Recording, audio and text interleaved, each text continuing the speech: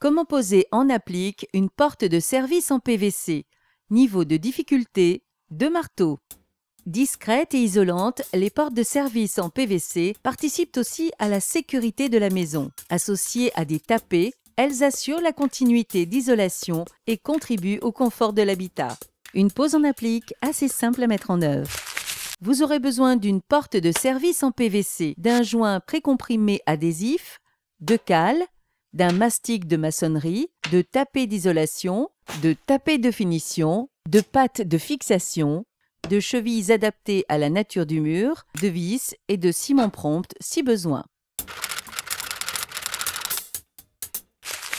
Munissez-vous d'un crayon, d'une balayette, d'un mètre, d'un niveau à bulles, d'un marteau nylon, d'un marteau, d'un étau, d'un jeu de clé à douille, d'une visseuse, d'un perforateur, de forêt SDS, d'un cutter, d'un jeu de clé à laine, d'un pistolet extrudeur et de tréteaux.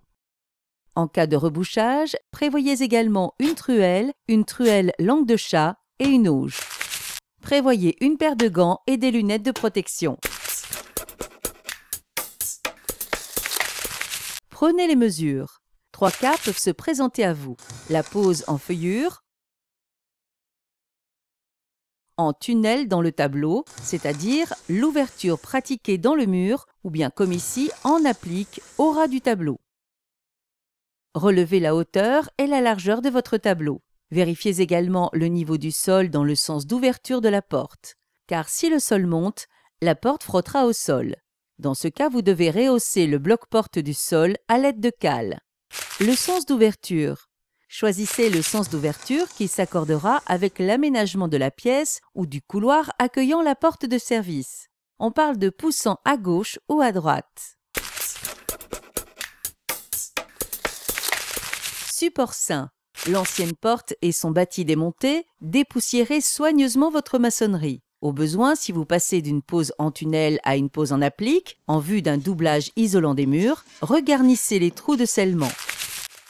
Avec tapés d'isolation. Si vous souhaitez isoler les murs donnant sur l'extérieur, l'ajout des tapés d'isolation permet de placer le bloc-porte au ras du futur doublage intérieur de la pièce.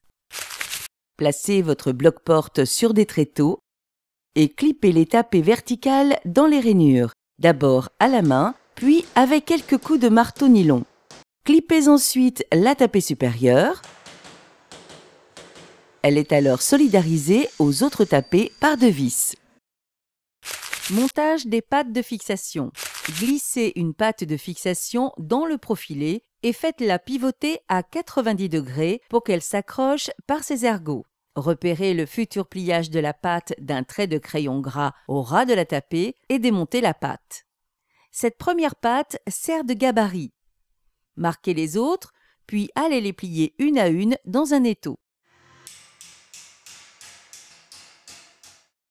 Montez ensuite vos pattes sur le bâti par pivotement à 90 degrés. Les tapés d'isolation existent en plusieurs largeurs afin de s'accorder avec l'épaisseur de votre isolant. Pour une pose sans tapé, la fixation du dormant se contente de simples équerres. Bonne étanchéité. Positionnez le bloc-porte, tracez au sol l'empreinte du seuil du dormant, puis retirez l'ensemble.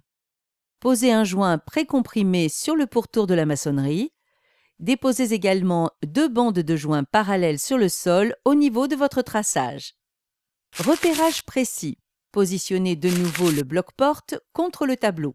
Le seuil doit reposer sur les bandes de joints collées au sol. Vérifiez que les tapés sont bien au contact du joint.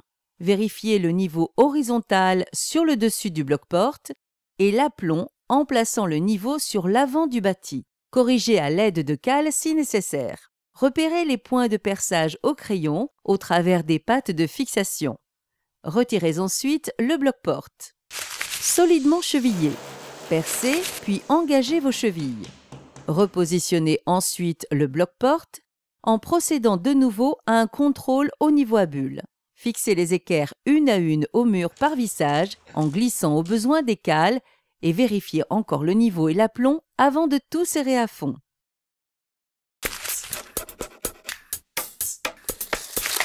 Les poignées. Insérez le carré dans la poignée et positionnez-la dans la porte.